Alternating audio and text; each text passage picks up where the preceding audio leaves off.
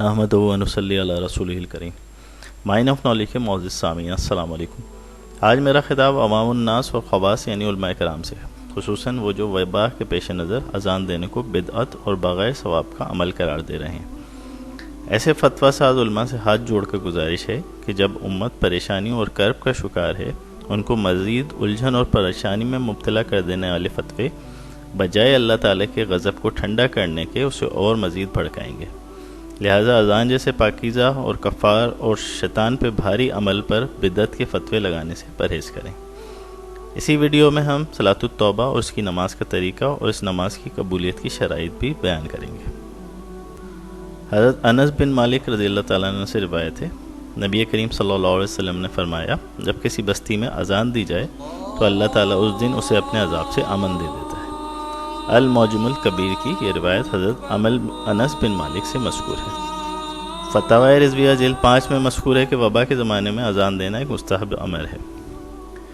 اسی طرح بہار شریعت میں بھی یہی مذکور ہے کہ وبا کے زمانے میں اذان دینا مستحب ہے، کیونکہ اس وبا کی وجہ سے خوف و ہراس پھیلا ہوا ہے، جس کی وجہ سے عوام بھی پریشان ہیں اور گھبراہٹ کا شکار نظر آ رہی ہیں۔ ان حالات میں بھی اذان سکون قلب اور خوف و ہراس دور کرنے کا سبب ہے۔ ابو نعیم اور ابن عساکر ابو ہریرہ رضی اللہ تعالیٰ سے روایت کرتے ہیں، نبی کریم صلی اللہ علیہ وسلم نے فرمایا، جب آدم علیہ السلام جنت سے ہندوستان میں اترے تو انہیں گھبراہٹ ہوئی۔ اس وقت جبریل علیہ السلام نے اتر کے اذان دی۔ حلیۃ الاولیاء میں یہ مذکور ہے حدیث۔ اسی طرح کنز الامال اور مسند الفردوس میں حضرت مولا علی کرم اللہ وجہ الکریم سے روایت ہے۔ مولا علی کہتے ہیں، مجھے نبی کریم صلی اللہ علیہ وسلم نے غمگین دیکھا اور فرمایا، اے علی میں تجھے غمگین پاتا ہوں، اپنے کسی گھر والے سے یہ کہہ کہ تیرے کان میں اذان دے۔ اذان غم و پریشانی کو دور کرنے والی ہے۔ مرکات المفاتیح شرح مشکات کے اندر یہ حدیث مذکور ہے۔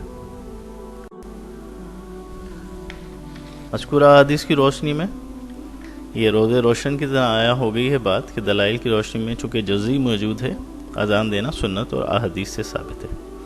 جہاں تک حدیثوں کے ضعیف ہونے کا تعلق ہے، ان حدیثوں کے ضعیف ہونے کا تعلق ہے، مجتہدین اس بات کے قائل ہیں کہ ضعیف احادیث احکام میں بھی قیاس پر معدوم ہوں گی، اس کے مقدم ہوں گی۔ اس کے قائل امام احمد بن حنبل رحمۃ اللہ علیہ ہیں، یعنی اگر کسی مسئلے میں صحیح حدیث نہ ہو، اس کے جواز اور عدم جواز میں احادیث ضعیفہ اور قیاس کے درمیان اختلاف ہو تو احادیث ضعف یعنی ضعیفہ پہ عمل کریں گے اور قیاس کو چھوڑ دیں گے۔ یعنی فضائل کے باب میں یہ افضل ہیں اور ان پہ عمل کیا جائے گا۔ ان کے علاوہ امام اعظم ابو حنیفہ، امام مالک بن انس اور امام محمد بن ادریس شافعی رحمہ اللہ کا بھی یہی مذہب رہے کہ بعض احادیث ضعیفہ پہ عمل وہ خود بھی کرتے رہیں اور اس پہ تلقین بھی کرتے رہیں۔ اسی طرح امام نووی، امام سخاوی، امام جلال الدین سیوطی اور امام زرقانی کا بھی یہی مسلک ہے کہ احادیث ضعیفہ پہ عمل کیا جائے گا۔ بالفرض محال ان احادیث کی غیر موجودگی میں بھی اذان کا باعث ثواب اور دافع بلا ہونا بھی احادیث سے ثابت شدہ ہے، جیسا کہ اذان کی آواز پہ شیطان کا بھاگنا، یعنی جب اذان سے شیطان جیسی بڑی بلا دور ہو سکتی ہے تو وہاں چھوٹی موٹی بلائیں اور وبائیں ان الفاظ کی طاقت کے سامنے کیا حیثیت رکھتی ہیں۔ اللہ اکبر لا الہ الا اللہ کا نعرہ ہمیشہ سے شیطان اور کفار کے لیے زلزلے کی مانند ہے۔ جب بندہ اذان میں لا الہ الا اللہ اور اللہ اکبر جیسے عظیم کلمات پڑھتا ہے تو اس کے گناہ معاف کیے جاتے ہیں اور اللہ سبحانہ و تعالیٰ کی رحمت میں آ جاتا ہے، جیسا کہ حضور اکرم صلی اللہ علیہ وآلہ وسلم کا فرمان ہے کہ اگر گناہ کر بیٹھو تو فوراً کوئی نیکی کر لو تو اللہ سبحانہ و تعالیٰ تمہارے گناہ مٹا دے گا۔ صحابہ علیہ رضوان نے سوال کیا، یا رسول اللہ صلی اللہ علیہ وآلہ وسلم، کیا لا الہ الا اللہ کہنا بھی نیکی ہے؟ تو آپ صلی اللہ علیہ وسلم نے فرمایا، یہ تو تمام نیکیوں کی اصل ہے، یعنی لا الہ الا اللہ کہنے کے بعد ہی ہر نیکی قبول ہوتی ہے، تو یہ بہترین نیکی ہے۔ اسی طرح حدیث نبی کریم صلی اللہ علیہ وسلم نے ارشاد فرمایا، شیطان جب اذان کی آواز سنتا ہے تو گوز مارتا ہوا بھاگتا ہے، یعنی اس کی ہوا خارج ہوتی رہتی ہے اور وہ بھاگتا رہتا ہے یہاں تک کہ اذان کی آواز نہ سنے۔ جب اذان ختم ہو جاتی ہے تو واپس آ جاتا ہے اور وسوسہ ڈالتا ہے، جب اقامت سنتا ہے تو پھر چلا جاتا ہے، یہاں تک کہ اقامت کی آواز نہیں سنتا، جب یہ ختم ہو جاتی ہے تو واپس آ کے وسوسہ ڈالتا ہے۔ یہ اذان کی فضیلت ہے اور بہت بڑا معجزہ ہے کہ نماز فجر کی اذان سب سے پہلے انڈونیشیا سے شروع ہوتی ہے، اس کے بعد Sumatra, Malaysia, Dhaka, Sri Lanka, India, Pakistan, Afghanistan, Muscat, سعودی عربیہ، کویت، دبئی، یمن، عراق، ایران، استنبول، طرابلس، لیبیا، امریکہ تک مسلسل 9 گھنٹے فجر کی اذان ہوتی ہے۔ واپس انڈونیشیا میں پہنچتی ہے جہاں ظہر کی نماز کا وقت شروع ہوتا ہے۔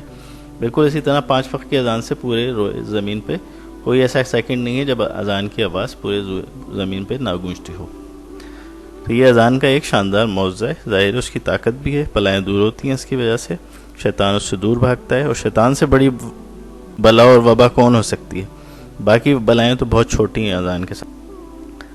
سامعین کرام، اللہ سبحانہ و تعالیٰ فرماتا ہے تم میری یاد کرو میں تمہارا چرچا کروں گا۔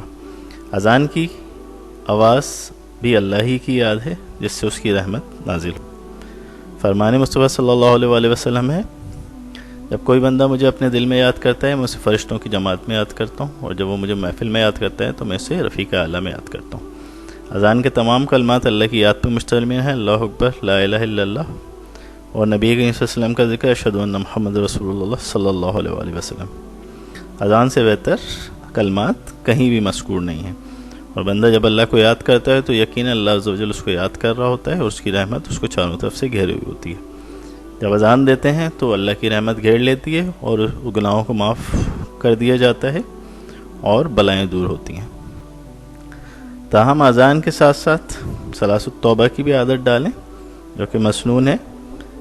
صلاۃ التوبہ یعنی نماز توبہ بھی ادا کریں، جیسے کہ حدیث کے اندر مذکور ہے، جس شخص سے کوئی گناہ سرد ہو جائے پھر وہ اچھی طرح وضو کرے اور اٹھ کر 2 نماز پڑھے تو اور پھر اللہ سے معافی مانگے تو ضرور اللہ تعالیٰ اسے معاف فرما دیتے ہیں۔ تاہم صرف 2 رکعت پڑھنے سے اور توبہ اور مغفرت کا حصول ممکن نہیں جب تک 3 شرائط کے ساتھ توبہ نہیں کی جائے۔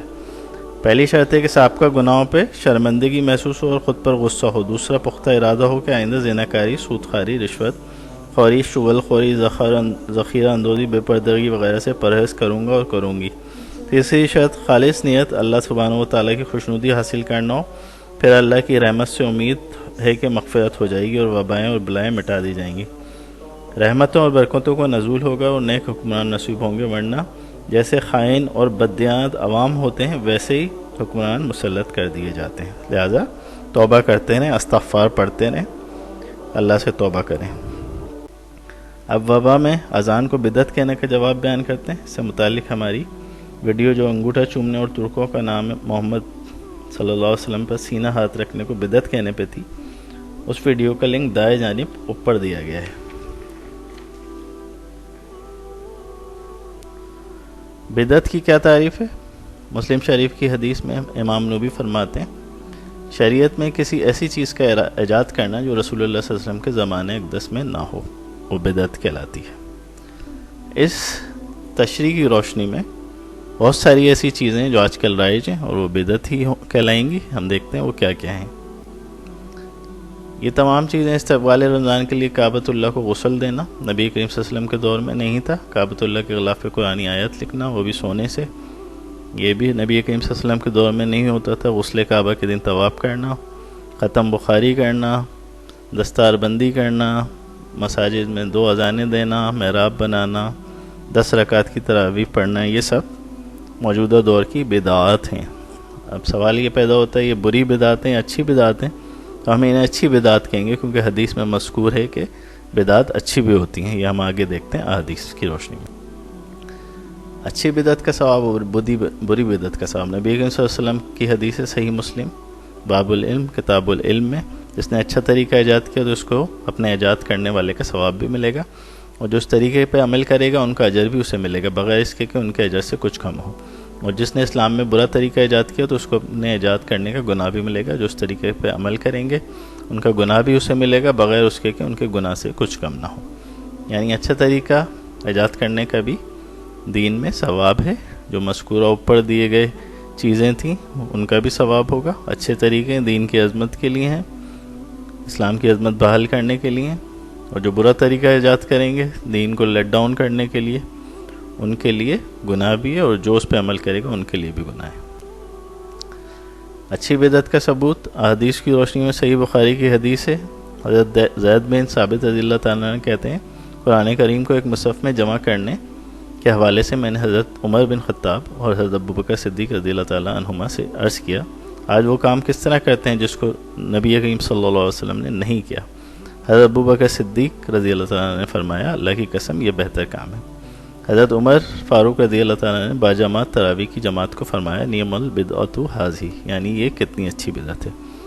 بس ثابت ہوا کہ احادیث جو بدعات ہوتی ہیں وہ اچھی بھی ہوتی ہیں، صرف بری بدعات نہیں ہوتی۔ جیسے کہ تراویح کی جماعت نبی کریم صلی اللہ علیہ وسلم کے دور میں باقاعدہ طور پہ رائج نہیں تھی، حضرت عمر فاروق رضی اللہ تعالیٰ عنہ کے دور میں اس کو باقاعدہ رواج دیا گیا اور اس کو اچھی بدعت سے تعبیر کیا گیا۔